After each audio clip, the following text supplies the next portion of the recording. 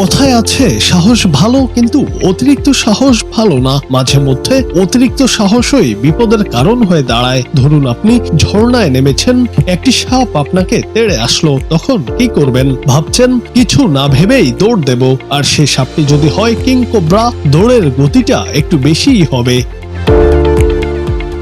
তবে সম্প্রতি সোশ্যাল মিডিয়ায় ছড়িয়ে পড়া এক ভিডিওতে দেখা গেছে ভিন্ন এক দৃশ্য।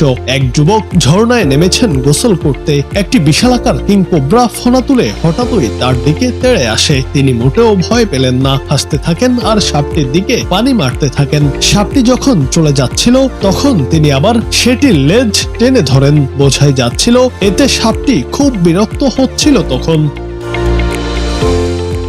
যুবকের এমন কর্মকাণ্ড প্রকাশ্যে আসতেই সোশ্যাল মিডিয়ায় অনেকেই তার সাহসের প্রশংসা করেছেন। কেউ আবার বলেছেন এত দুঃসাহস দেখানো ভালো নয়। তার এমন কর্মকাণ্ডের জন্য কেউ কেউ আবার তাকে পাগল বলেও আখ্যা দিয়েছেন।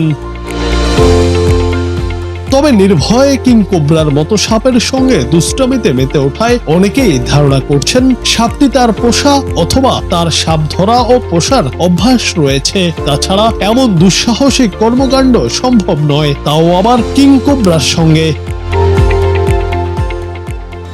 জুনায়েদ আহমেদ, বাংলা টিভি।